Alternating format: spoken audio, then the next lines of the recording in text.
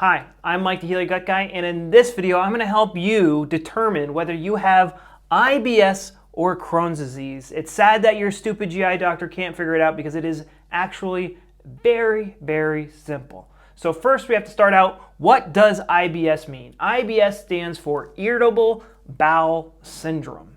The bowel is the large intestine. So IBS occurs here, irritable bowel syndrome. This word gets bent quite a bit. Some people say inflammatory bowel syndrome. You are having symptoms in the colon. Usually this, I wish I could speak more definite, but I can't when talking about GI doctors because they don't have a brain. So let's say they do, this is just what I see. So when they do a colonoscopy, they look up in here and they're looking for signs of inflammation.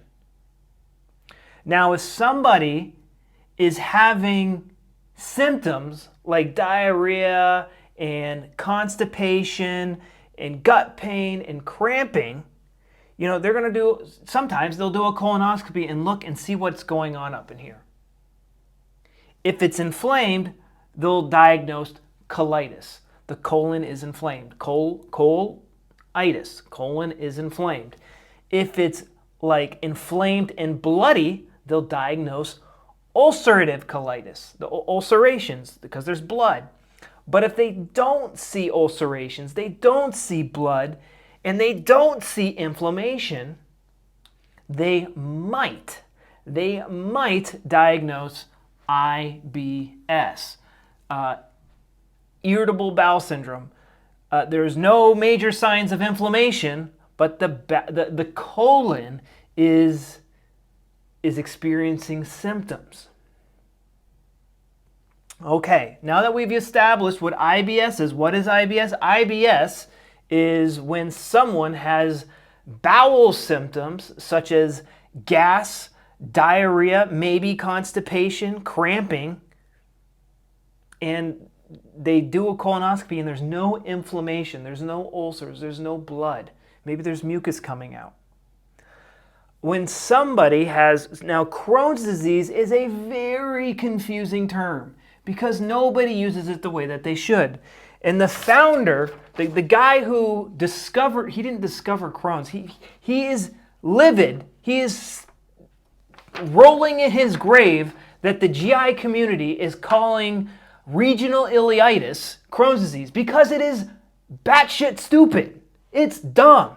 So Crohn's disease, when it was discovered in the 1930s, because they finally had the instruments to get all the way up in here, he called it regional ileitis. So the ileum is the last part of the small intestine. So he would see patches of inflammation here. Now, the way that we see this today is with an MRI or, they make you drink barium and then they do like an X-ray. They have certain procedures to help see inflammation in the small intestine. Now, where this gets a little confusing is that like diarrhea is both a symptom of the colon and of the small intestine.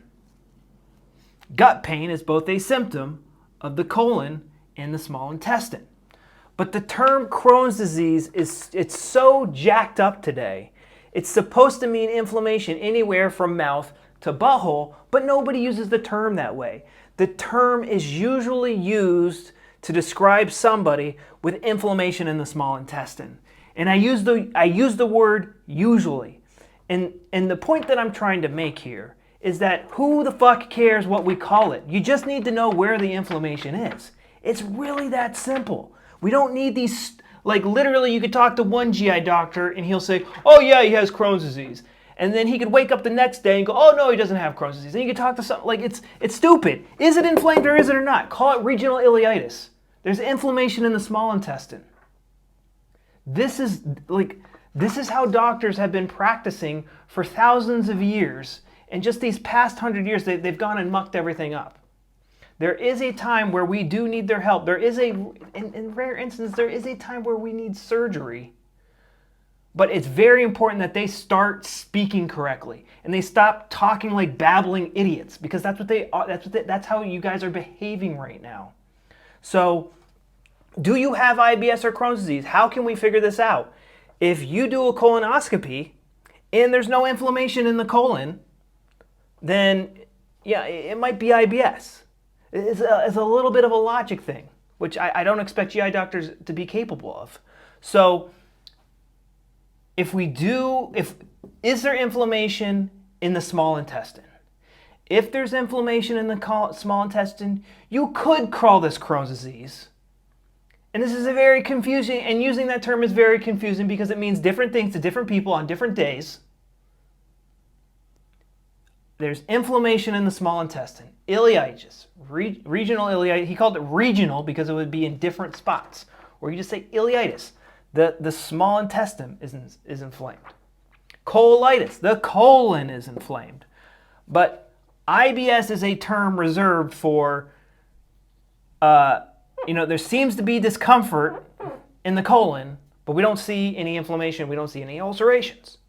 Crohn's disease is a term usually reserved for there's inflammation in the small intestine.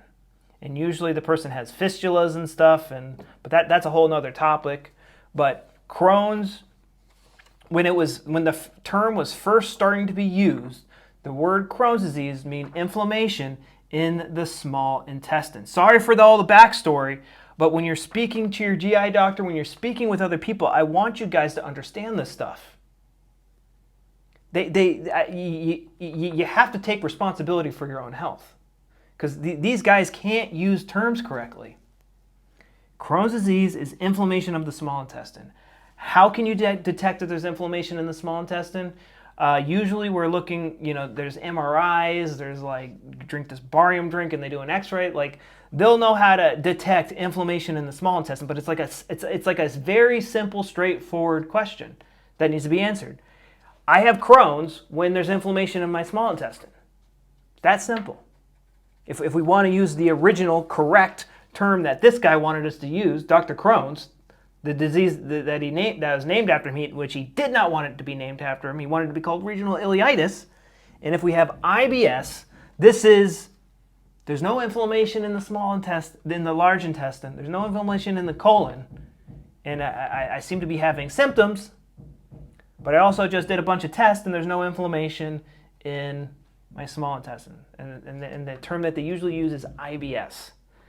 And so what I want you to do, if you have either of these, but especially if you have Crohn's, but if you have either of these, what I need you to do, if you want to get better now, if you want to get your life under control and stop, this just totally interrupts your life. But if you actually want to get to the root cause, what you need to do is go down below and watch my webinar. It's called the Crohn's Conflict Resolution Protocol. It shows you how to turn Crohn's disease off in your brain. Your brain controls everything in your body, including your digestive symptoms. It does. It's been confirmed by science, and I want to show you this by real science. I want to show you this in my free webinar. It's a simple 4-step plan to follow to resolve these conflicts, this type of stress in your life that's putting your gut into overdrive. So go down below. You need to do this now. This is like my ultimate guide. If I had a time machine, this is what I would tell myself to do. I would get in the time machine and I would go, it comes with a PDF worksheet here. It comes with a PDF worksheet. I'd get in the time machine and I'd go, here Mike, watch this and you'll be better in no time. Instead of wasting 10 years of my life, putting things up my butt, taking this supplement, doing that drug, being on this boring bland diet, guys, I eat whatever I want. When I did the things inside this program right here, inside this free 4-step plan you're going to get, I gained 50 pounds in 2 to 3 months, eating whatever I wanted with no symptoms. You can do that. I'm filming a video on my phone. We have the technology to do this stuff. Don't believe the hogwash that they haven't found a fix for this. I don't believe it. They are lying and they are lazy. You can get better. The information to get better is in my webinar. Guys, I want the best for you. Go down and watch it. All right, guys. Talk to you later. Bye-bye.